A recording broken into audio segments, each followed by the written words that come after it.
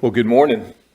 It's good to have all of you here. Thank you for being part of this assembly. To everyone that is joining us online or through the live stream on YouTube, even Facebook, thank you for joining us and giving us some of your time this morning. To our members, thank you for keeping the appointment to gather together on the first day of the week, to encourage each other and to build each other up through songs and prayers and a mutual study of God's Word and to commune together. And to our guest, thank you for giving us some of your time. We as a church, we recognize that you could be anywhere doing anything with your Sunday morning, and yet you have given us some of your time here this morning or online, and we're very, very grateful, and we are honored and we are humbled that you do that for us. Revelation chapter 2 and 3 is what we're going to cover this morning.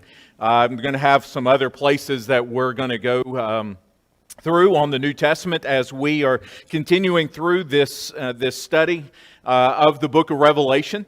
So chapter 1 gives us this picture of a perfect Christ who is above being stained by evil, being influenced by evil, who provides stability and calmness to the church as she faces so many different things. Revelation chapter 4 and chapter 5 gives us a picture of a perfect heaven that we are all headed. Should we live faithfully as Christians with God and for God, that it will be our home, some place that we can look forward to that is described with no sorrow and no pain and no heartache and those images that come to our mind that we just can't wait to imagine. And right in the middle is the church. Chapters 2 and 3 focus on 7 churches. We're covering those on our recorded Bible classes. I hope that you have time to look at those as we give them the attention they need and the detail that is there. So we're not going to do that this morning. We're going to kind of take a 30,000-foot view. But just as a reminder, if you haven't seen anything in regards to the 7 churches, there's 2 things going on. One, these are 7 individual churches in the province of Asia Minor of the Roman Empire. There were real churches who faced real issues with real members, just like me and you, who had leaders and elders, who had ministers and those who guided them and taught them. They faced many of the things that we are facing. The challenges that we have to encounter are nothing new under the sun. But they also represent the entire church at any time, at any place, at any age. The 7 letters that Jesus personally writes, dictates to John, the apostle, to write to these churches, have meaning 2,000 years later to the Raleigh Church of Christ. I'd encourage you to look at them. I'd encourage you to examine them.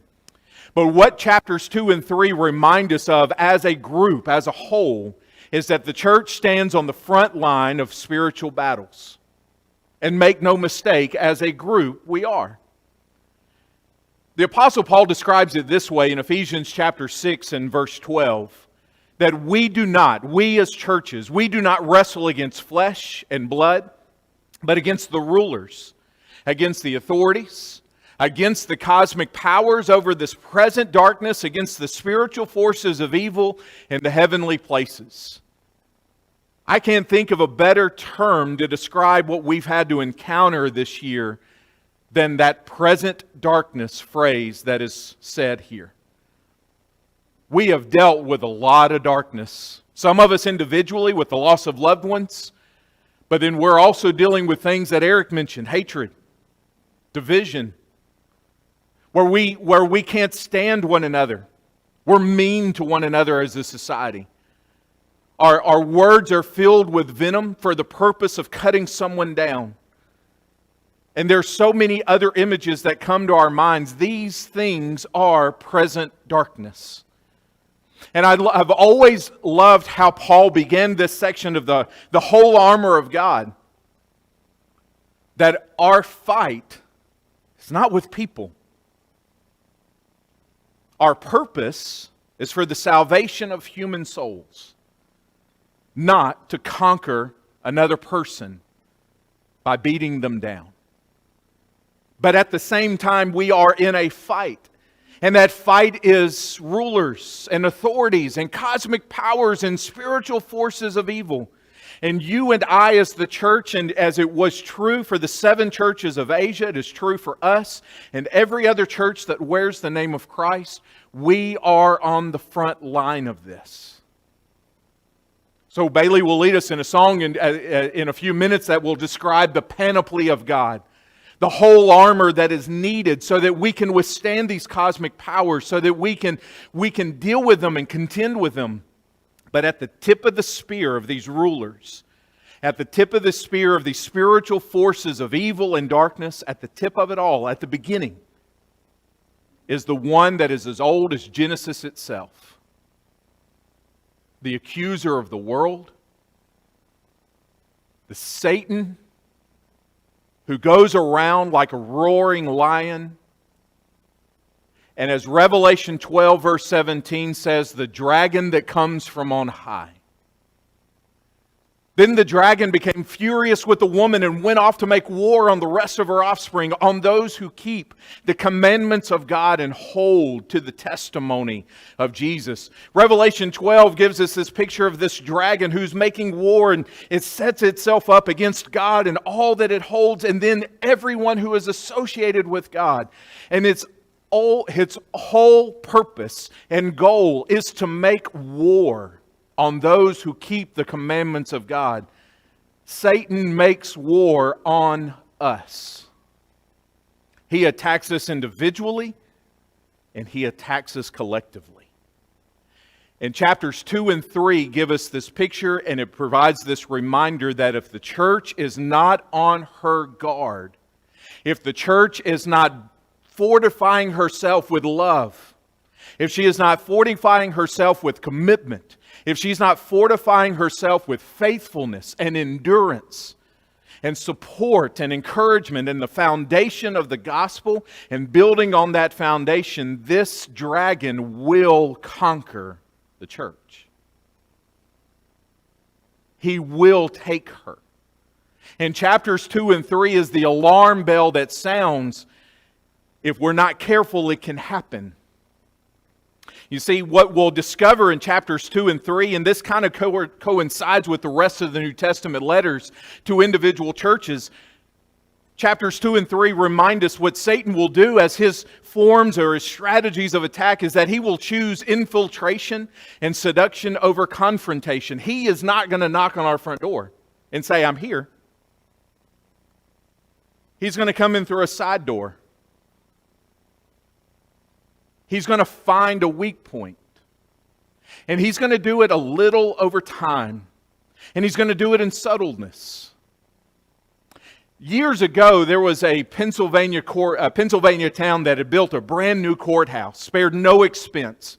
Many of us who grew up in towns that had the center court, the courthouse at the center of the city. I'm reminded of my own hometown where I grew up.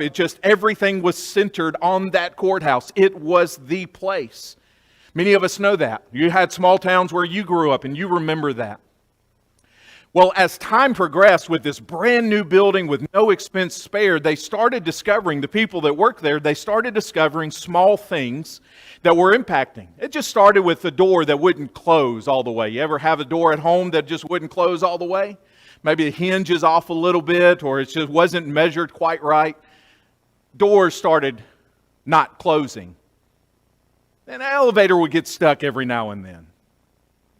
Then a crack would appear. You see one on maybe your own home. You just see a small crack and you notice, where'd that come from?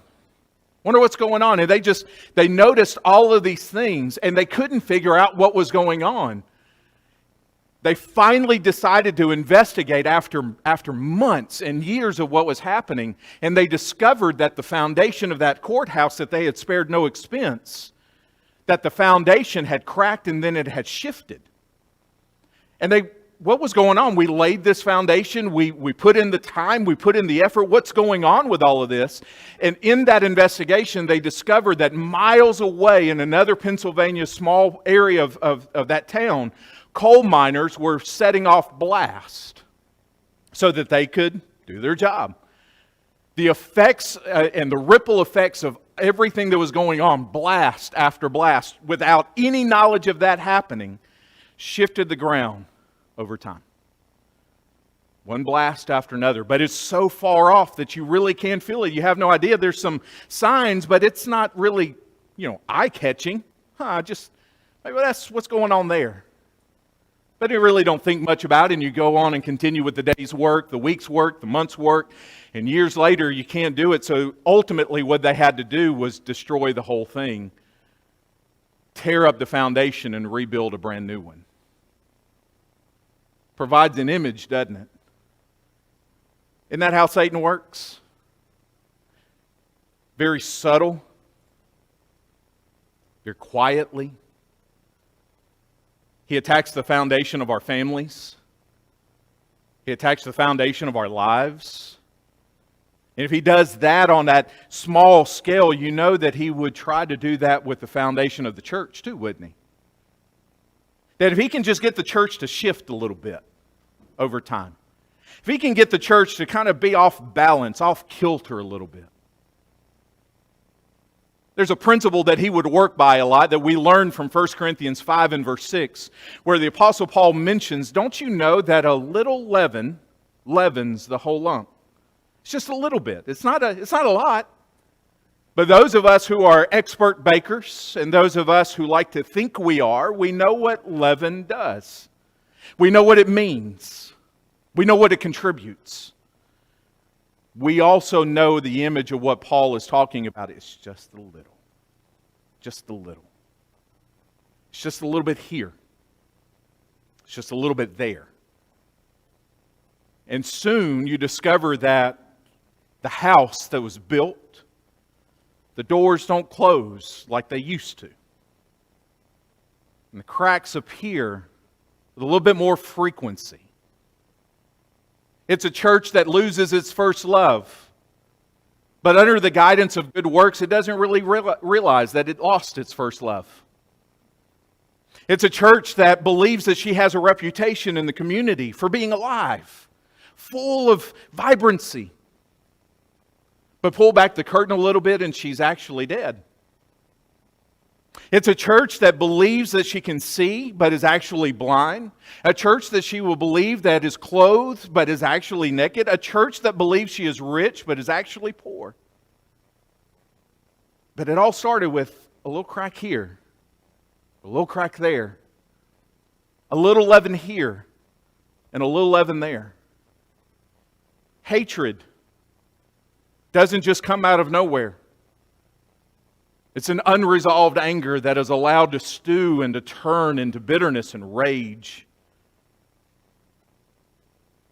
Doubt continues. And it exists, and we all have our own questions, but we never seek out the answers in the right places for those questions, so that doubt grows and grows and grows, and a heart is overcome with it and it's taken.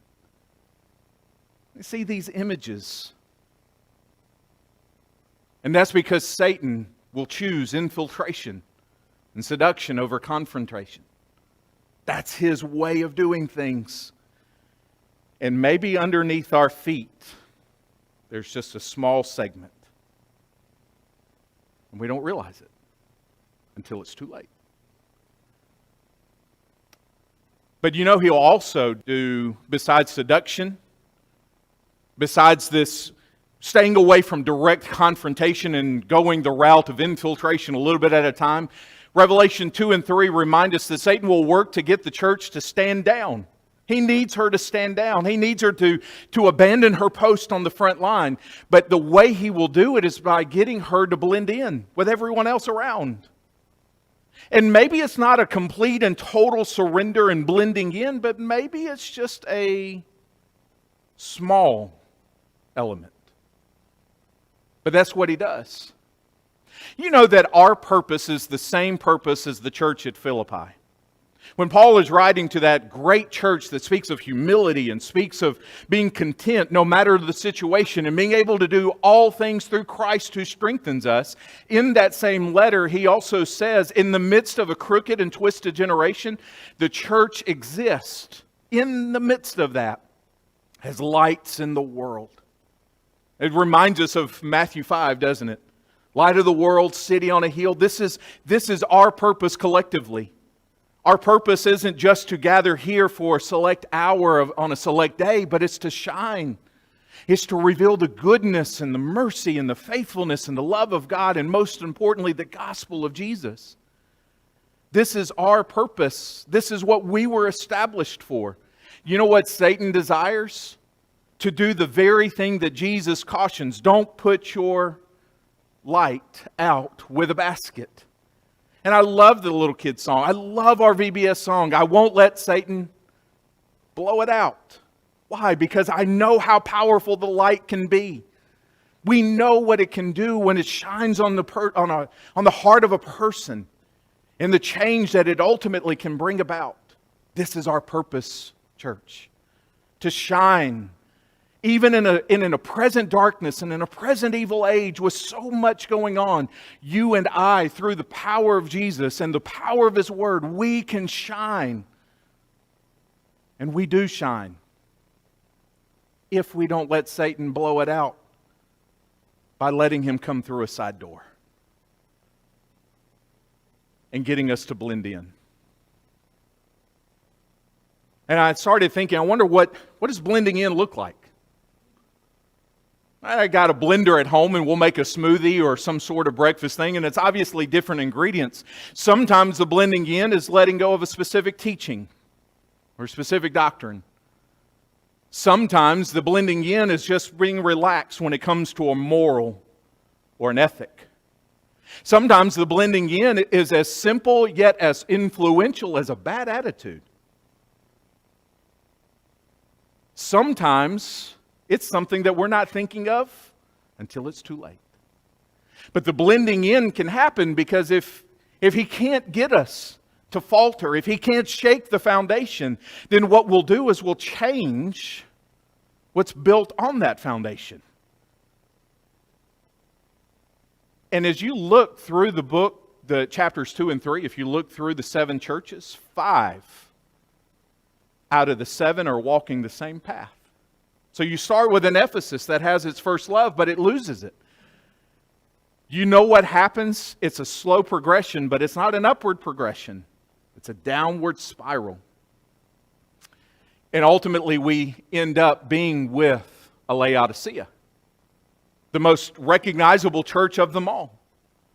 Not for the good that they are doing, but for the things they think they are and they're not. I know your works, you're neither cold nor hot. Behold, I stand at the door, I knock. And can you imagine this picture? I can't emphasize this enough. What does it look like for Jesus to be on the outside of His church? Can I come into what belongs to me originally?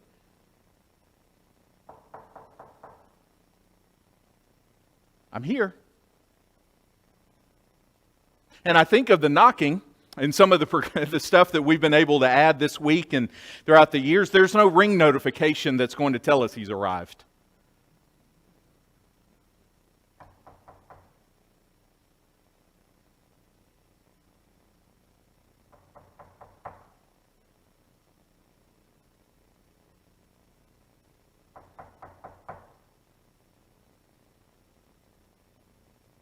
Jesus is asking for permission to come inside His church.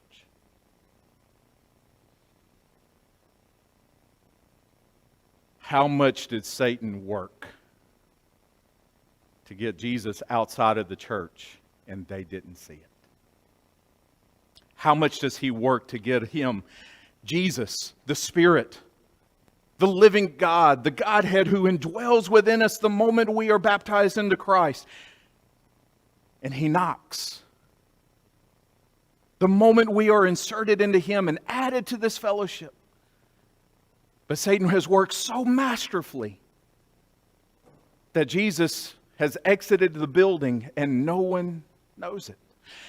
And the wonderful thing is He still knocks. He doesn't give up on the church. He doesn't leave her. Why? Because you don't abandon what you die for. You still give it every chance. You still give it every opportunity. You still, right?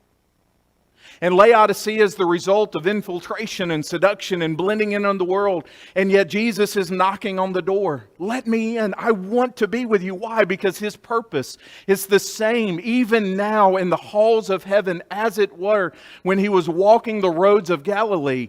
I want to save, not destroy. I want to love, not condemn. I want to help and not hurt.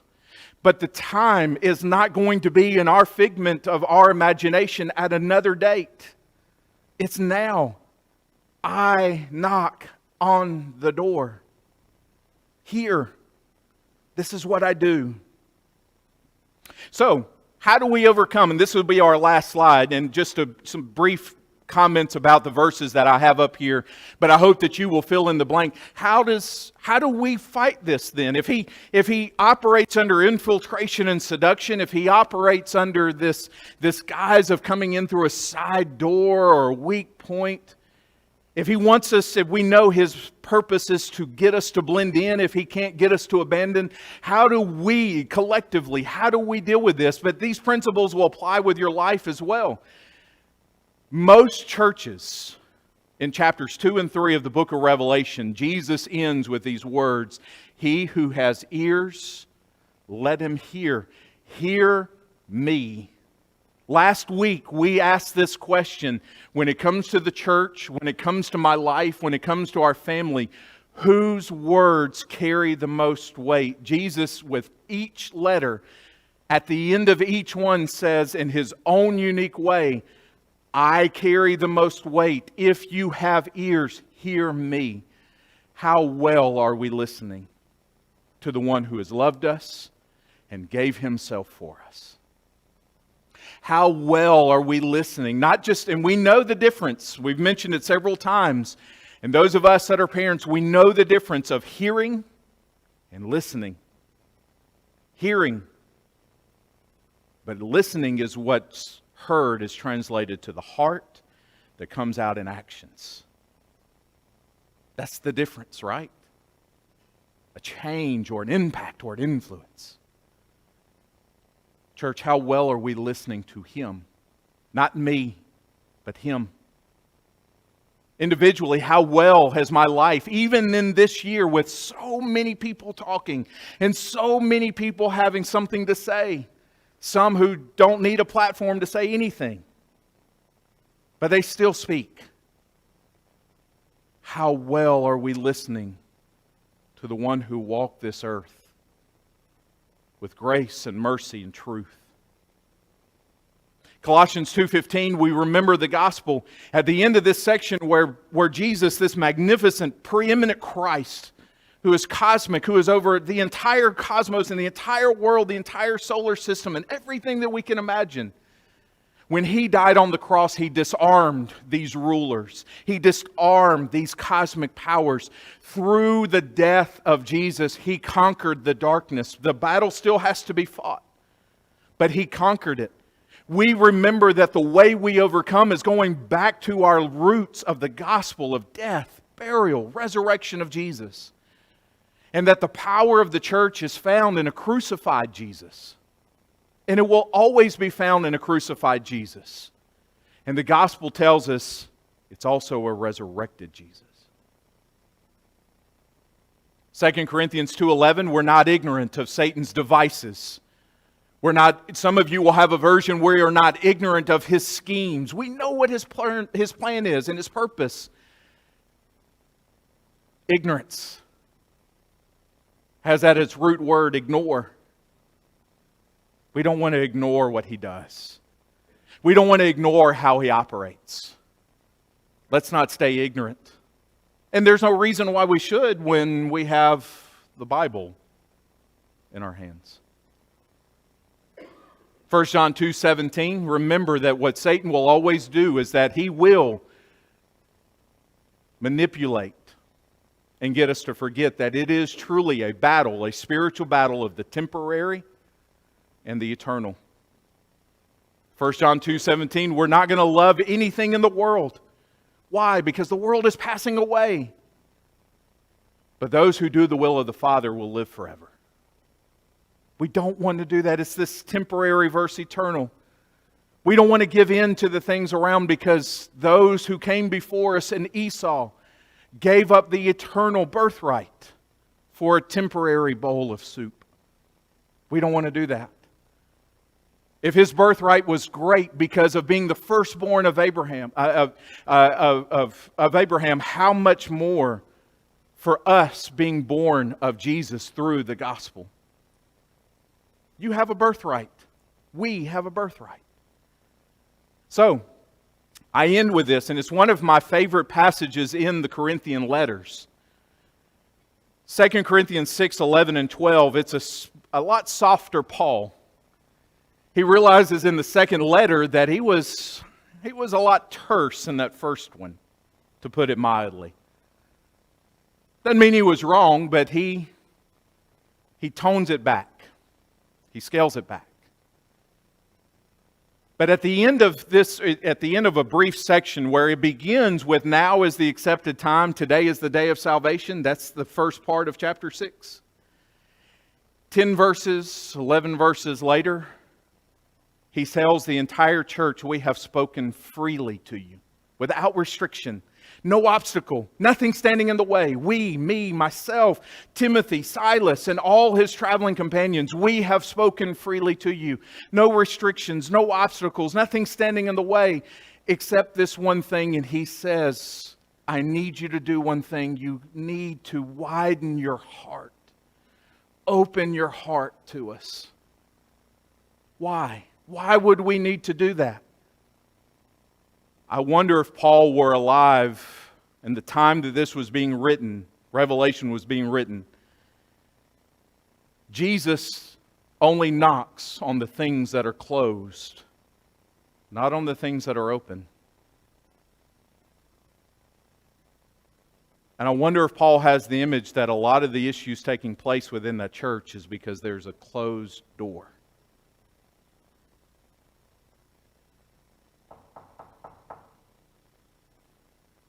I need you to widen your heart.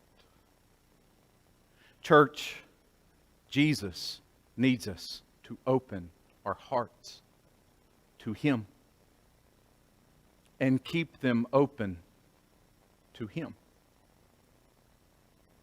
So as we close, if I can scale it down from a corporate collective to an individual,